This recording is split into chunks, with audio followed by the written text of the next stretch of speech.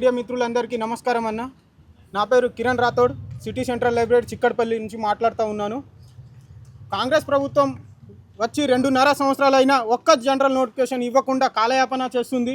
ఇప్పుడు వరకు 20 మంది చనిపోయినా కూడా అసలు వాళ్ళకు తెలియనట్టుగా నిమ్మకు నీరు అందనట్టుగా వ్యవహరిస్తూ ఉన్నది. అసలు ఏమైనా అయితే నిరుద్యోగులు పట్టించుకోకుండా ఏం చేసుకున్నా చనిపోయినా కూడా నిరుద్యోగులకు పట్టించుకోకుండా సీఎం రేవంత్ రెడ్డి గారు వ్యవహరిస్తూ ఉన్నారు. చనిపోయినా కూడా అతను పైశాచిక ఆనందం పొందుతున్నాడే తప్ప నిరుద్యోగుల గురించి మాట్లాడుతూ లేరు. ఇప్పుడైనా స్పందించి నిరుద్యోగులకు ప్రభుత్వ ఉద్యోగాలు ఇస్తారని ఆశిస్తూ ఉన్నామన్నా. అంటే ఇంకో విషయం ఏంటంటే 46 కానీ జీవోలు ముందుగా జీవోలు రద్దు చేయాలి. ఉన్న జీవోలు 46, 108 కానీ 4 కానీ 29 జీవోలు ముందుగా రద్దు చేసి వీటిని రద్దు చేయడం వల్ల నిరుద్యోగులకు ఉద్యోగాలకు దారి సుగమం అవుతుంది. ముందుగా వీటిని రద్దు చేసి నిరుద్యోగులు ఉద్యోగాలు ఇవ్వాలని కోరుకుంటున్నాం.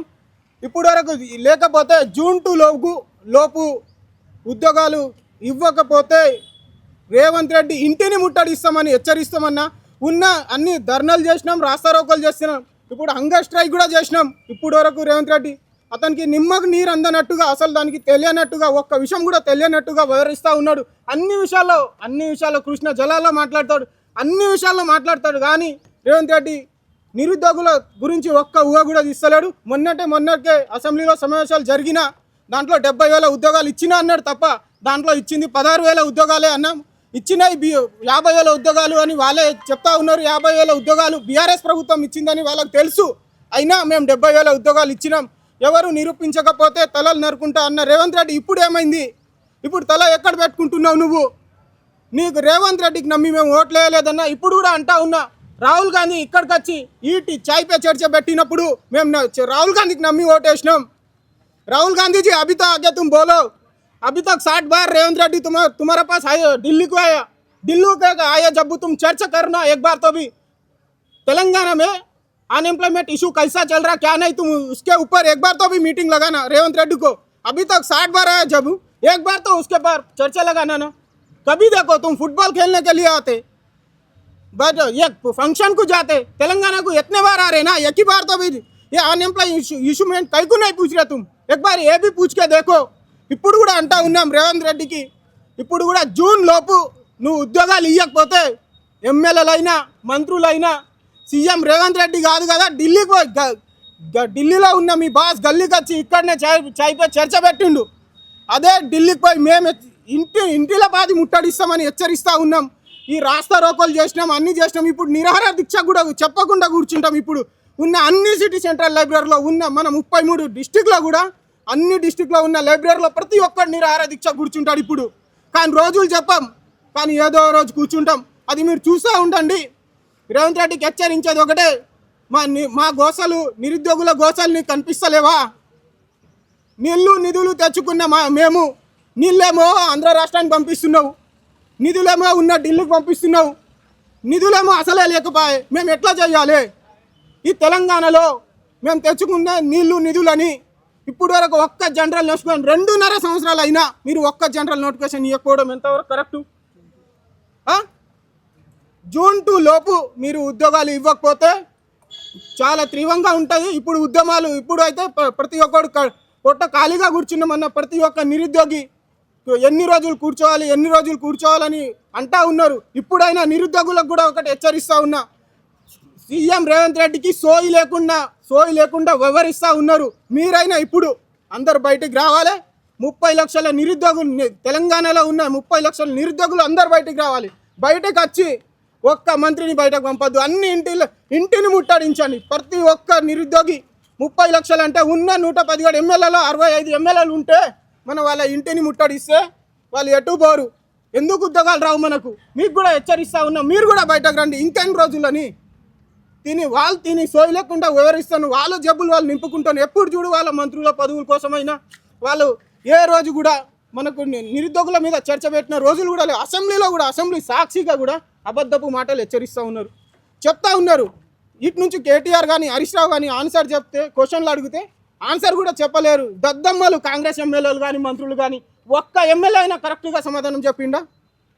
వాళ్ళకు చదువుకున్న ఎమ్మెల్యేలు ఉంటే మా బాధలు తెలుస్తాయి. 5 రూపీస్ ఫుడ్ తిని మేము కష్టపడి మేము చదువుకుంటే మాకు 36, 46 ఏజ్ అయితే ఉంది. ఇప్పుడు కూడా అంటా ఉన్నాం, మాకు తొందరగా జూన్ 2 లోపు మాకు ఉద్యోగాలు ఇవ్వకపోతే మీ ఇంటిని ముట్టడిస్తామని హెచ్చరిస్తున్నామన్నా. థ్యాంక్స్ మీడియా మిత్రులందరికీ. సో చిక్కడపల్లి సాక్షిగా ఈరోజు విద్యార్థులంతా ఏకమై ఈరోజు మేము నోటిఫికేషన్ కొరకు యుద్ధం చేయాల్సి వస్తుంది. నెత్తి మీద ఎండ, కడుపులో మంట, కుర్చీ కింద మంట, ఎన్ని రోజులు ఇంకా మంట, ఈ కడుపు మంట అని ఆకలితో కొట్లాడుతున్నాము. ఎన్ని రోజులు ఇంకా నోటిఫికేషన్ ఆపుతారు? ఇస్తారా చస్తారా? ఒకటే మాట, ఇస్తారా చస్తారా? లేకుంటే మీకు చేతగాని ప్రభుత్వం అయితే అన్నీ మూసుకొని వెళ్ళండి. అనవసరంగా ఎందుకు ఇవన్నీ రజంతాలు? ఇస్తామని చెప్పండి, లేదని చెప్పండి. ఆపి నోటిఫికేషన్ ఆపి ఒకటేసారి వందల రిలీజ్ చేసి అందులో నెపోటిజం మీ బంధుమిత్రులకు అమ్ముకొని కొన్ని ఇచ్చేసి కొన్ని అమ్ముకొని ఈ విధంగా ఆధారాలు లేకుండా కోర్టుకి సాక్ష్యాలు లేకుండా తారుమారు చేసి కోర్టు తప్పుదోవ పట్టించి మీకంతా ఇది ఉన్నప్పుడు నమ్మకం ఉన్నప్పుడు గ్రూప్ 1 కేసును ఎందుకు తప్పుదోవ పట్టించరు? జీవో 29 ఎందుకు తీసుకొచ్చారు?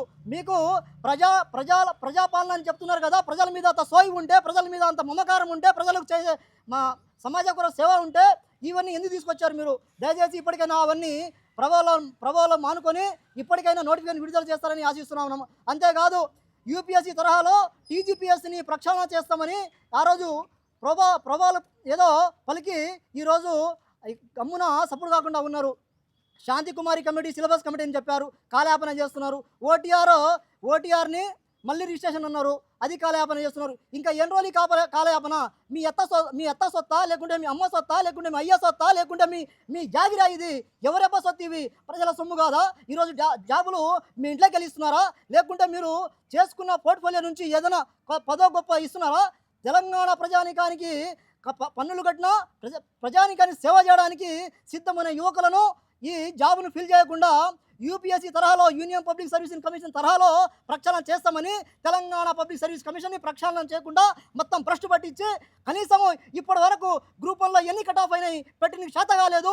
ఇప్పటికీ గ్రూప్ 1, గ్రూప్ 2, గ్రూప్ 3, గ్రూప్ 4 ప్రతిసారి ఎగ్జామ్ కండక్ట్ చేసిన తర్వాత 1 ఇయర్ తర్వాత కట్ ఆఫ్తో పాటు రిలీజ్ చేయగలగాలి. అది ప్రభుత్వం ట్రాన్స్పరెన్సీ అంటే. మీరు ట్రాన్స్పరెన్సీ ఉన్నప్పుడు, పారదర్శకత ఉన్నాయి చూపించుకోవాలన్నప్పుడు ఎక్కడ మీది కట్ ఆఫ్ మార్కులు? ఎక్కడ ఏ సైట్లో పెట్టారు? ఎవరు తెలియకుండా 29 జీవోని తీసుకొచ్చుడుగా అది దాబెట్టారా? ఏంది మీ పరిస్థితి? అంటే ఇక్కడికి నా నిరుద్యోగ యువతలకు నేను వినిపిస్తున్నాను ఏంటంటే ఇప్పటికైనా మనం ఏకం కావాలి. ఇంకా ఏకం కాకుంటే మన బతుకులు మారవు.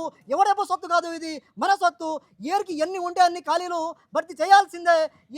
రాసినోడు 1, 2, 3 సార్లు రాసుకుంటాడు, లేకుంటే ఏదైనా కూలి పని చేసుకుంటాడు, లేదంటే ఇంకేమైనా వ్యాపారం స్టార్ట్ చేసుకుంటాడు, లేదనే ఏదో టీ కొట్టు నడిపించుకుంటారు. స్వామి, ఎందుకు ఇదంతా గోసలు పెట్టిస్తూ ఉన్నారు? వస్తాయి ఆశలు పెట్టేసి ప్రభుత్వ ఉద్యోగాలు అన్నీ ఇవ్వకపోవచ్చు, కానీ నీకు 100 కోట్లు పెట్టి స్టేడియాలు కట్టించి ఫుట్బాల్ ఆడిచ్చి నీ మనవడికి ప్రమోట్ చేసుకుంటావు. కానీ అదే 100 కోట్లు పెడితే ఈరోజు ఐసీటీ అంటే కంప్యూటర్ సైన్స్ టెక్నాలజీ సంబంధించింది ఆ నాలెడ్జ్ ఇస్తే స్టూడెంట్ వేరే దగ్గర జాబ్ ఒత్తుకోలేరా?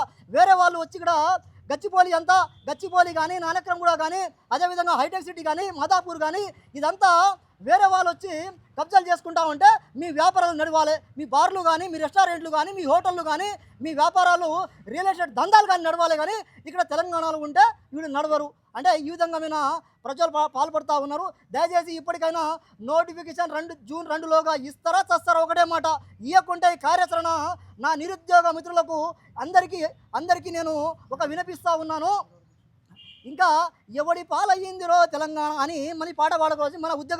మన ఉద్యమం మిగిలే ఉంది. ఇప్పటికైనా మీరు మనమందరం ఏకమై కొట్లాడదాం. జూన్ 2 లోపల రాలేదు నోటిఫికేషన్ అంటే మనం ఎట్టి పరిస్థితుల్లో కార్యాచరణ ముందుకు తీసుకెళ్దామని నా నిరుద్యోగ మిత్రులకు వినిపిస్తున్నాను. Thank you.